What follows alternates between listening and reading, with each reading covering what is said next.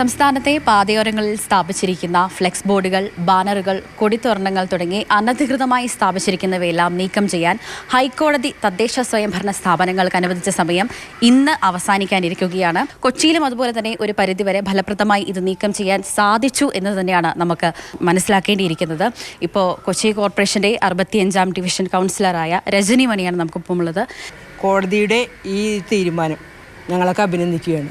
ഇന്ന് നമ്മുടെ ഡിവിഷനിൽ പറയുകയാണെങ്കിൽ മെയിൻ റോഡുകളിലെ മുഴുവൻ നീക്കം ചെയ്തിട്ടുണ്ട്. ബൈ റോഡുകളിലെ കുറച്ചുകൂടെ ഉണ്ട്, നാളത്തേക്ക് നീക്കം ചെയ്യും. എല്ലാ ബാനറുകളും ഫ്ലെക്സ് ബോർഡുകളും നീക്കം ചെയ്യണമെന്നാണ് കോടതി നിർദ്ദേശം. ഒരിക്കൽ കൂടി പറയുന്നു, എല്ലാ ബാനറുകളും ഫ്ലെക്സ് ബോർഡുകളും.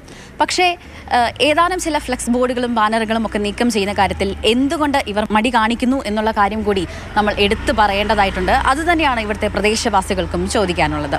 ഈ ഏതാനും ചില ഫ്ലെക്സ് ബോർഡുകൾ നമ്മൾ പിന്നിൽ തന്നെ കാണാം. ഈ കോൺഗ്രസ് സ്ഥാനാർത്ഥിയുടെ ഫ്ലെക്സ് ബോർഡൊന്നും നീക്കം ചെയ്തതായി കാണുന്നില്ലല്ലോ. അപ്പോൾ അതിനെക്കുറിച്ച് നിങ്ങൾക്ക് എന്താ പറയുക? അവിചാരിതമായിട്ടാണ് ഞാൻ ഇപ്പോൾ നിങ്ങളുടെ കണ്ടത്. ഞങ്ങൾ ഇന്നലെ രാത്രി ക്രിസ്മസ് പുതുവത്സര ആശംസകളെന്ന് പറഞ്ഞൊരു ബോർഡ് വെച്ചിട്ടുണ്ടായിരുന്നു. ഞാനിത് വരുമ്പോൾ അത് അവിടെ ആരോ കട്ട് ചെയ്ത് കണ്ടിട്ടുണ്ടായിരുന്നു. അപ്പോൾ ഈ അറ്റത്തും പോയി അത് കട്ട് ചെയ്ത് കൊണ്ടുപോയി.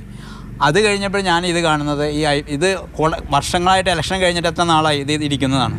ഇങ്ങനെയുള്ള കുറച്ച് ബോർഡുകൾ മാത്രം അവർ മാറ്റാണ്ടിരിക്കണമെന്ന് മനസ്സിലാവുന്നില്ല. കോടതി വിധി നമ്മൾ റെസ്പെക്റ്റ് ചെയ്യുന്നു, പക്ഷേ അതോടൊപ്പം തന്നെ അത് ചെയ്യുമ്പോൾ ക്ലീനായിട്ട് എല്ലാം ഒരുപോലെ ചെയ്യണം. ഇതെന്തുകൊണ്ട് അവർ വെച്ചുകൊണ്ടിരിക്കുന്നു? നിഷ്പക്ഷമായിട്ട് എല്ലാ ബോർഡുകളും മാറ്റണം. ഇവിടെ നിങ്ങൾക്ക് കാണാം, ആ ലൈനിലേക്കും ഈ ലൈനിലേക്കും പോയാൽ കുറേ പ്ലാസ്റ്റിക് ബോർഡ് സ്റ്റിൽ ഇപ്പോൾ ഇരിപ്പുണ്ട്, പല പരസ്യങ്ങളും ഉൾപ്പെടെ ഉള്ളത്. ഇതാദ്യമായല്ല ഹൈക്കോടതി ഇത്തരത്തിലൊരു നിർദ്ദേശം അല്ലെങ്കിൽ ഉത്തരവ് പുറപ്പെടുവിക്കുന്നത്. പക്ഷേ വീണ്ടും പഴയ ഗതിയിൽ ആകാറ് തന്നെയാണ് പതിവ്. ഇനിയും അങ്ങനെ ആവർത്തിക്കാതിരുന്നാൽ നല്ലത് എന്ന് തന്നെയാണ് പറയുവാനുള്ളത്. ക്യാമറമാൻ ബിനു തോമസിനൊപ്പം സ്നേഹ മൊല്ലൈനാൻ, മാതൃഭൂമി ന്യൂസ്, കൊച്ചി.